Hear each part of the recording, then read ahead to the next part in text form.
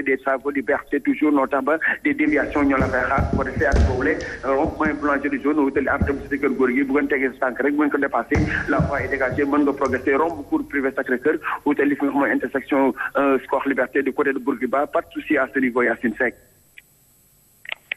C'était Trafic News.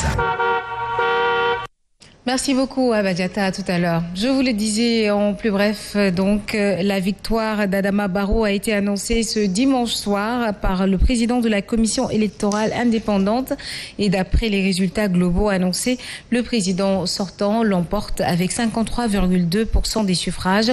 Le président de la commission, Aliou Momar Ndiaye, annonçant les résultats des dernières circonscriptions à la presse, a déclaré Adama Barrow dûment élu pour servir en tant que président de la République de Gambie. Et d'après les résultats globaux annoncés, le président sortant l'emporte avec 458 519 sur quelques 900 000 électeurs, soit un peu plus de 53%, loin devant son principal concurrent et ancien mentor, Ousseynou Dabo, avec 238 253 des voix, soit 27,7%. La grande coalition de Gomsa Bop, Bougane Gueye Dany a réussi la mobilisation hier à Kaolack. Une manifestation a été organisée sous la conduite de la candidate de la dite coalition à la mairie de Kaolack.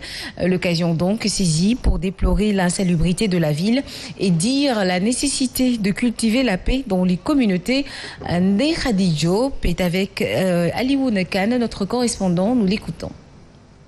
Notre ville est parmi les dernières villes du Sénégal.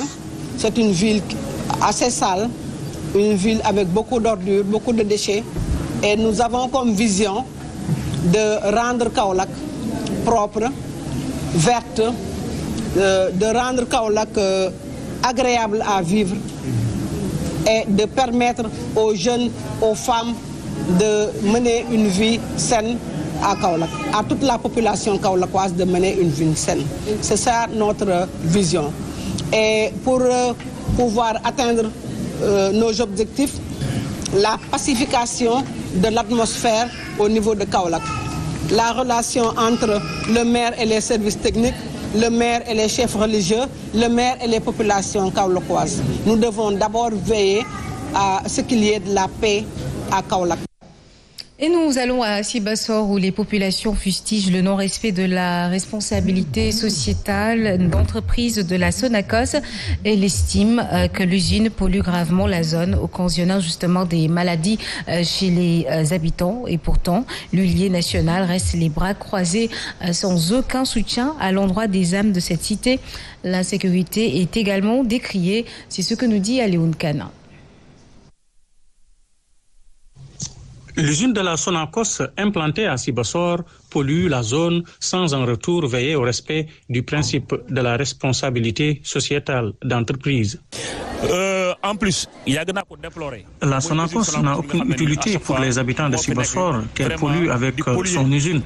Elle n'a pas respecté du tout ses engagements à recruter dans la zone et appuyer également les populations dans le domaine de la santé, par exemple. C'est déplorable.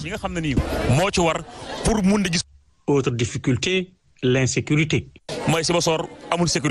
Nous vivons une insécurité due au manque d'éclairage public, de forces de sécurité. Nous sommes très inquiets pour notre sécurité. Pourtant, Sibassor se trouve sur la route nationale. Donc, ces manquements dénotent d'un manque de vision. Plus de navétanes dans la zone, pas de programme et projet d'envergure destinés aux populations. Ce candidat de l'Union citoyenne Buntubi promet d'œuvrer pour l'épanouissement de la cité. Et à Pékin, la colère enfle chez les commerçants du marché hebdomadaire de dimanche. Ceux qui excellent dans la partie de la commune de Pékin-Ouest ont tenu un sit-in hier pour dénoncer les agissements d'un promoteur qui les fait payer 10 000 par commerçant avant d'occuper une tente. Ce qu'ils refusent catégoriquement car soutiennent-ils que le promoteur est en train de les escroquer car il n'assure pas leur sécurité ni la salubrité et le foncier appartient à la mairie. Nous y reviendrons tout à l'heure en Wolof. Les populations de Kounoune ont marché aussi ce dimanche rouge de colère. Ces dernières réclament l'achèvement des travaux de la route qui dessert leur localité, démarrés depuis le mois de décembre 2020. Ces travaux ont duré plus d'une année alors qu'ils étaient prévus sur une durée de 3 mois. La deuxième promesse non tenue par les autorités à faire sortir les populations de leurs gonds. Elles exigent par la même occasion l'érection d'une lycée et des infrastructures sociales de base dans leur localité. Et ces populations ont parcouru 1,5 km de route du village de Kounoune au village de Kerdaoudassar. Charameti Jansek nous en dit plus. La procession a pris départ à la place publique de Kounoune avant de prendre fin au poste courant de Kerdaoudassar, 1,5 km de marche sur la même route dont ces populations réclament l'achèvement des travaux. Maintenant, à partir de décembre 2020, ils ont lancé les travaux. On dit que les travaux allaient durer 3 mois. Et aujourd'hui, nous sommes encore au mois de décembre. 1 an après, les travaux ne sont pas encore achevés. Ils ont construit environ 1 km de route. Il reste 500 mètres et depuis lors, ils commencent à amener leurs bagages petit à petit. La deuxième doléance de ces populations demeure la construction de lycées et des infrastructures sociales de base dans leur localité. Nous constatons que le lycée de Kounoune polarise un CM en même temps et nous avons des effectifs de plus de 1800 élèves. Et on a dit que ça ne suffit pas parce que la population a grandi de jour en jour et ils ont aussi l'obligation de scolaire. Les responsables du mouvement de Kounoune fustigent par la même occasion la démarche de leurs autorités qui, selon eux, a tenté de torpiller leur action. Le ministre a envoyé ici des responsables politiques et ça, nous fustigeons cela. Aujourd'hui, s'il n'a pas tenu promesse et qu'on est là à faire une marche pacifique, il ne faut pas qu'il sabote cela. La marche s'est tenue dans le calme sous l'encadrement des éléments de la gendarmerie nationale. Au chevet des couches vulnérables, Dr Ndeye Ndiaye plaide pour une meilleure prise en charge des personnes vivant avec un handicap et ainsi pour alléger la tâche aux femmes. Des moulins à 1000 sont offerts pour cet effet. Et par ailleurs, elle a remis du matériel médical à l'autorité. De véritables actions citoyennes qui, à bien des égards, montrent la citoyenneté par l'exemple. Abdoulaye Diagne. À Diourbel est né un leadership féminin. Il porte le plaidoyer des plus vulnérables. C'est pour mieux plaider pour la cause des femmes.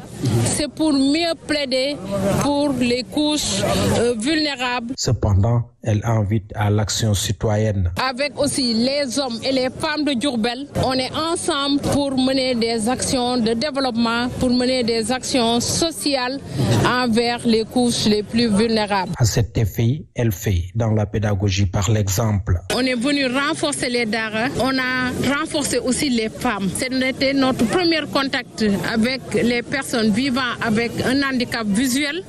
Et demain, comme on travaille aussi dans la solidarité, dans l'entraide, c'est normal qu'on travaille avec toutes les couches. À l'occasion, des femmes de Diourbel ont rendu hommage à Dr Ndeye Ndiaye pour service rendu à sa communauté. Afin d'améliorer de l'hygiène de vie dans les daras, les agents du ministère de l'eau et de l'assainissement ont décidé de participer à cet élan de solidarité. Ces derniers qui ont visité 4 daras pilotés dans les départements, du moins 4 daras pilotes dans les départements de Rufisque, Pikine, Guédiawaye et Dakar, ont remis des lots de produits détergents. Une manière tout simplement d'améliorer la qualité des apprentissages des pensionnaires et de ceux des daras. Alassane Bey est au micro d'Alassane Baldé et Mohamed Diaw. Très vulnérables, les daras, où nous avons des enfants qui vivent et apprennent le Coran dans des conditions que nous savons nous tous, qui ne sont pas les meilleures, où vraiment l'hygiène et l'assainissement font beaucoup de défauts. C'est pourquoi nous sommes allés aujourd'hui vers 4 daras. Nous avons fait un dara à Rufisque, un dara à Zagmbao. Nous sommes actuellement à Guédiawaye. Quand nous aurons fini de faire la séance, nous allons partir à HLM Grand Yoff pour faire le dernier dara. C'est une première, mais nous comptons vraiment démultiplier cette action pour aller vers les daras, apporter des solutions meilleures à ce niveau pour qu'au moins, comme on dit, l'assainissement étant un droit.